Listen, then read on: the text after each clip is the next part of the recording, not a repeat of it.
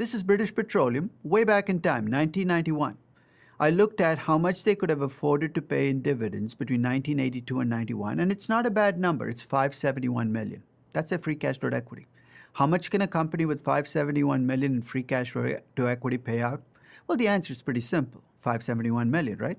They managed to return about $1.5 billion in dividends every year for an entire decade. That's a problem as well.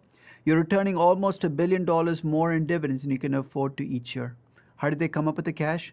There was one year, 1987, they actually made an initial public offering, raised equity to pay a dividend. In every other year, British Petroleum went to a bank and borrowed the money to pay this additional dividend. So every year you're borrowing $1 billion not to take projects, but to pay a dividend you can't afford to. Big problem, right? It's a problem that's been going on for a decade. You'd think somebody would have done something about it. Why didn't they? There's an old saying in dividend policy, you get the stockholders you deserve. And while BP was paying these very large dividends, it accumulated people who liked very large dividends. In fact, I'm going to call them dividend addicts. And I use that word for a reason. If you as BP decide in 91 or 88 or 86 that you're paying too much in dividends, what do you have to do? You have to go in front of these dividend addicts and tell them that you're going to pay them less in dividends, right? That's not going to happen. So basically what BP did was it kept putting off this decision until it could not put it off anymore. What do I mean by that? Remember it went to the bank every year to borrow $1 billion? Finally in 1991 or 92, when they went to the bank and tried to borrow the money, the bank said no more.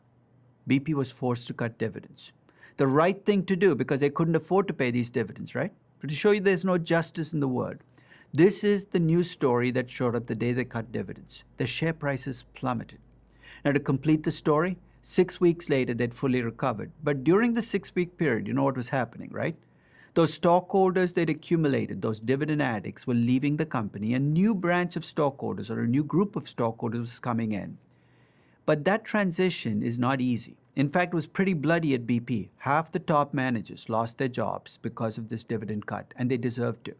They deserved to because they did not deal with the dividend problem when they had the capacity to deal with it on their own terms, which would have been in 1986 or 87.